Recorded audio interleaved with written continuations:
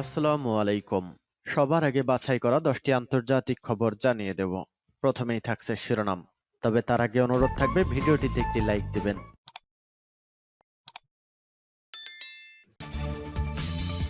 ফিলিস্তিন জিন্দাবাদ। আলহামদুলিল্লাহ, আন্তর্জাতিক অঙ্গনের সবথেকে গুরুত্বপূর্ণ সংবাদ আমাদের হাতে এসেছে। এইবার কপাল পুড়েছে মার্কিন যুক্তরাষ্ট্রের অবৈধ সন্তান দখলদার ইহুদিবাদী ইসরায়েলের। ইরান পারমাণবিক অস্ত্র তৈরির কাছাকাছি। যে পরমাণু অস্ত্র দিয়ে হামলা চালিয়ে দখলদার ইহুদিবাদী ইসরায়েলকে পুরোপুরি ধূলিসাৎ করে দেবে কয়েক মিনিটেই ইরান। এরপর জানাবো, ইসরায়েল স্পষ্টভাবে গাজা দখলের চেষ্টা করছে। এইবার ইসরায়েলের বিরুদ্ধে ক্ষেপে গেছে উত্তর কোরিয়া। এদিকে ৩০ দিনে গাজায় ৫ লক্ষ মানুষকে বাস্তুচ্যুত করেছে ইসরায়েল। আরো জানাবো, তামাকের প্যাকেট দেখিয়ে পাকিস্তানি F-16 যুদ্ধবিমান বিধ্বস্তের খবর দিল ভারতীয় মিডিয়া। এবং সর্বশেষ জানিয়ে দেব, যুক্তরাষ্ট্র ইরান উত্তেজনার মধ্যেই তেহরান সফরে সৌদি প্রতিরক্ষামন্ত্রী। এতক্ষণ শুনছিলেন সংবাদ শিরোনাম, এখন বিস্তারিত। অনুরোধ থাকবে ভিডিওটিতে একটি লাইক দিন, কমেন্টস করে জানিয়ে দিন আপনি কোন জেলা থেকে বা কোথা থেকে এই সংবাদটি শুনছেন। ভিউয়ার্স, আজকের সংবাদের সব থেকে গুরুত্বপূর্ণ বিষয় হচ্ছে, ইরান পারমাণবিক অস্ত্র তৈরি করলে তা মুসলিমদের জন্য বা ফিলিস্তিনের জন্যই কাজে লাগতে পারে, কারণ একমাত্র ইরানই ফিলিস্তিনি মুসলিমদের সহযোগিতার জন্য সর্বোচ্চ কাজ করে যাচ্ছে। ইনশাল্লাহ ইরান এবং মুসলিম বিশ্বের সহযোগিতায় ফিলিস্তিন স্বাধীনতা অর্জন করবে খুব শীঘ্রই। এতে আপনার মতামত কি, কমেন্টস করে লিখে জানান।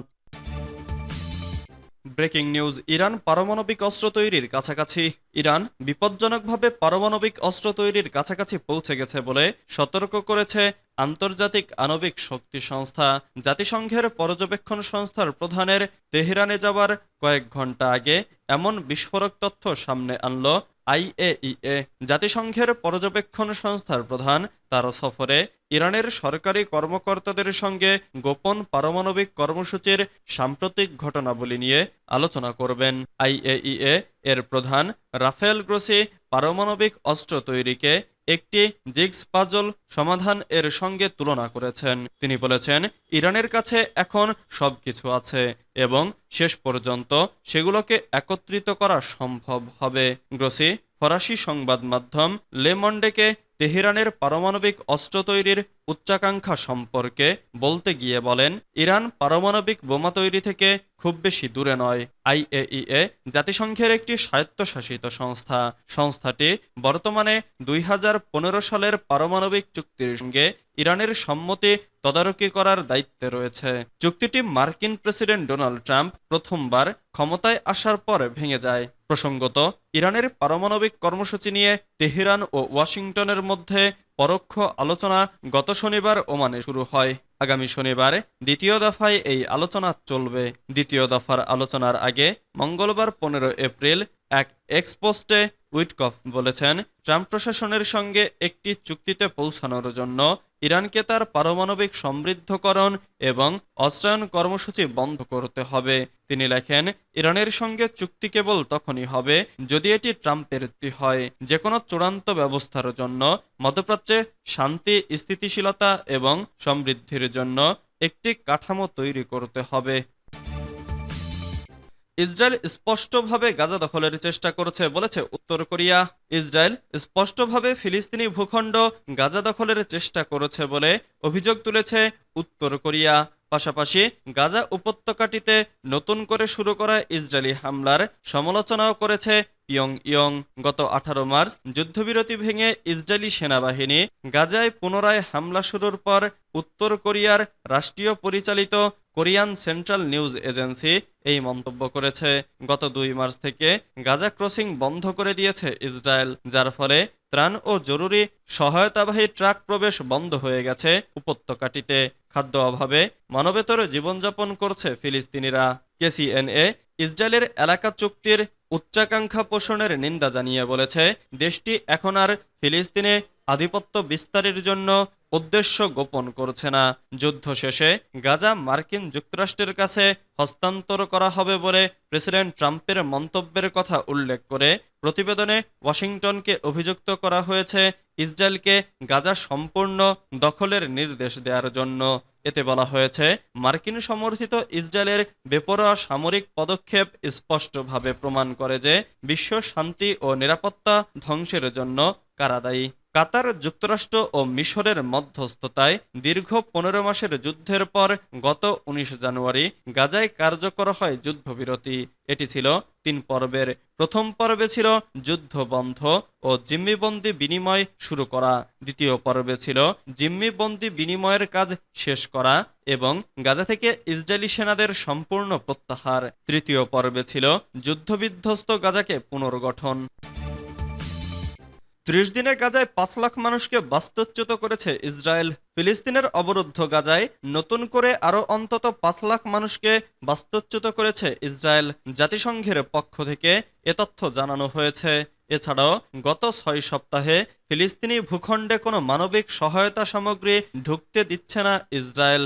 জাতিসংঘ বলছে, গত 18 মার্চ হামাসের সঙ্গে সই হওয়া যুদ্ধবিরতি চুক্তি ভেঙে দেয় ইসরায়েল।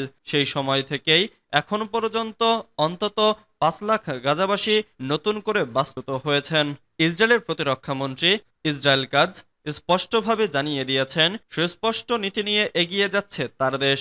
আর তা হলো হামাসকে চাপে রাখার হাতিয়ার হিসেবে গাজায় সব ধরনের মানবিক সহায়তা সামগ্রী প্রবেশ পুরোপুরি বন্ধ রাখা।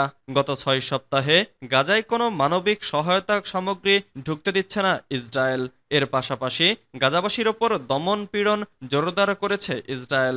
প্রতিদিনই নতুন নতুন হামলা চালানো হচ্ছে। তামাকের প্যাকেট দেখিয়ে পাকিস্তানি F-16 যুদ্ধবিমান বিধ্বস্তের খবর দিল ভারতীয় মিডিয়া। বিধ্বস্ত হলো একটি প্রশিক্ষণ বিমান, আর সেটিকেই কিনা দাবি করে বসল যুদ্ধবিমান F-16। ভারতীয় গদি মিডিয়াগুলোর কাজই যেন শুধু পার্শ্ববর্তী দেশগুলো নিয়ে মিথ্যা প্রোপাগান্ডা ছড়ানো। এবার পাকিস্তানি প্রশিক্ষণ বিমান বিধ্বস্তের খবর জানাতে গিয়ে ভারতীয় মিডিয়া সেটিকে দাবি করে বসল যুদ্ধবিমান F-16। এর প্রমাণ হিসেবে তারা আবার দেখাচ্ছে পাকিস্তানিরা পান মশলায় যে জর্দা বা তামাক ব্যবহার করে থাকে F-16 নৌসার, সেটির প্যাকেট আর সাথে MiG-21 বিমান বিধ্বস্তের পুরনো ফুটেজ। এটি আবার সকলের সামনে প্রমাণ হিসেবে তুলে ধরেছেন ভারতীয় সাংবাদিক সুধীর চৌধুরী। ভারতের এই সাংবাদিককে নিয়েও সমালোচনা কম নেই।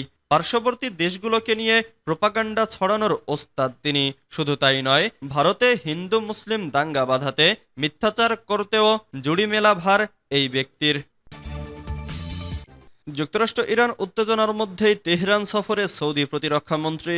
বর্তমানে পারমাণবিক কর্মসূচি নিয়ে যুক্তরাষ্ট্রের সঙ্গে চরম উত্তেজনা বিরাজ করছে ইরানের।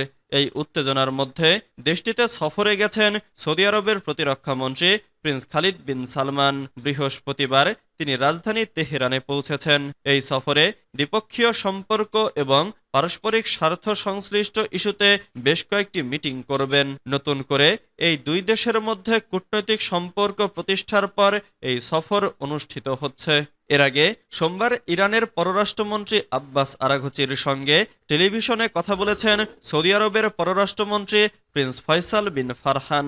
এ সময় তারা আঞ্চলিক পরিবর্তিত পরিস্থিতি এবং তা সমাধানের প্রচেষ্টা নিয়ে আলোচনা করেন।